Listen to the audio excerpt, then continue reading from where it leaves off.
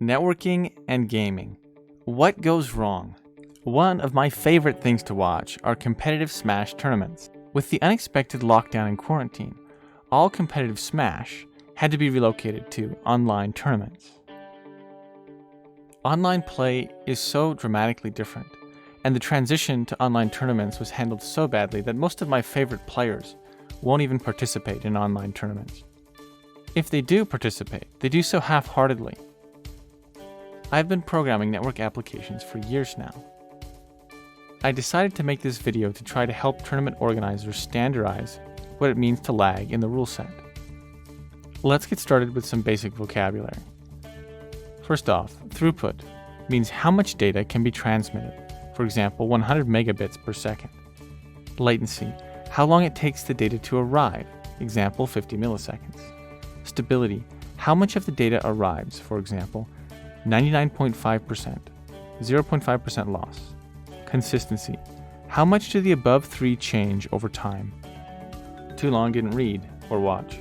What tournament organizers must know about lag testing. Rule sets must have a relative ping red line. All pings must be tested against the same server to be meaningful. For example, a server at the center of the hosting region. This allows you to compute a fair relative ping for all players in the tournament and determine which players are the offenders.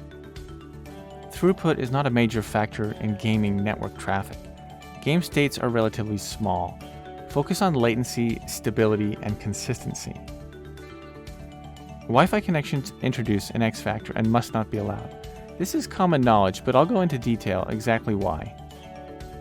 Hungrybox's 2 millisecond ping between his house and an Orlando data center is meaningless. I am a sub to Hungrybox on Twitch, but I do have to roll my eyes every time he mentions his fiber connection. Finally, lag testing could be automated into Smash.gg, and it should be. Let's take a look at how redlining works in our tournament rule set. Take player 1 and player 2,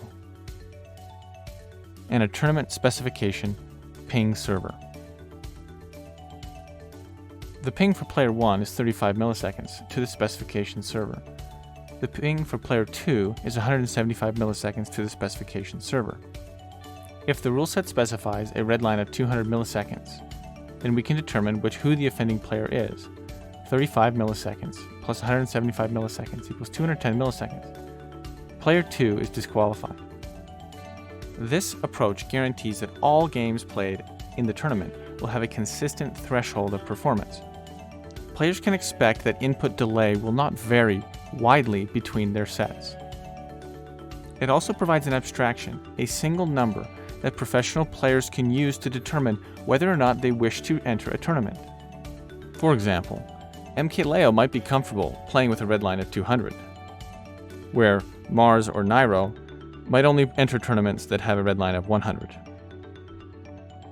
In order for any internet test to be meaningful, it must be performed against the same server so that we can compute this relative distance.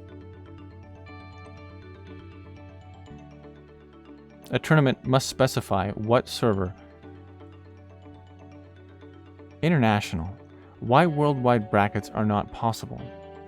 I am aware that the illustration on the screen is not to scale and not remotely accurate.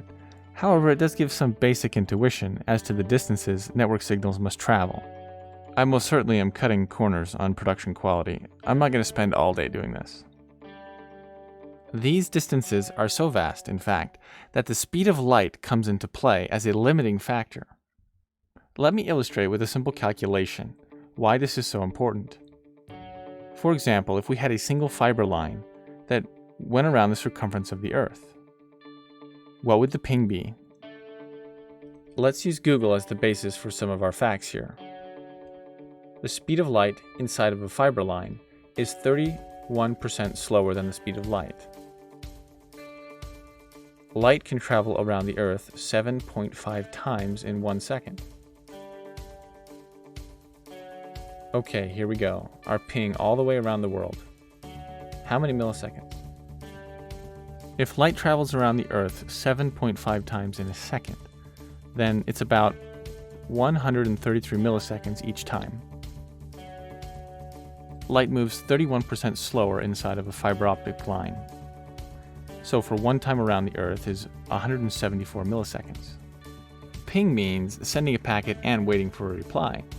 So the best theoretical ping around the world is 174 milliseconds times 2, or about 349 milliseconds. Now keep in mind, this is just the light moving. This isn't encoding, decoding, or network topology, packet switching. This is just how long it takes for light inside of a fiber optic channel to perform a ping. We're in trouble because by the time we add all the rest of that, we're easily going to double this time. Worldwide tournaments would have to have a red line of perhaps 1,000 to 2,000 milliseconds. Just not going to happen. That kind of input delay, and nobody is having fun. I mean, really, that's more boring than this slideshow. We all know that Wi-Fi is bad, but it's worse than you think. Wi-Fi is bad because only one device on the entire network can talk at a time, and they all take turns. This guarantees that the consistency of the connection is at the mercy of who else is on the network. We've all joked about lag switching, but what is really happening is another device got on the network, and, well, that's effectively a lag switch. In addition to the fact that radio waves are fundamentally less reliable than hard copper. So this is what lag switching looks like. We have an iPhone, a PC, a TV, a smart toaster, and our neighbor stealing Wi-Fi. And each of these has to talk one at a time. In addition to the fact that most likely the router you're using is channel conflicted with 10 other routers that are within 100 feet of it. Yeah, that's not going to work out very well for you. The most frustrating part about Wi-Fi is it's all circumstantial. It depends on how the network is being utilized, which is why it should not be allowed.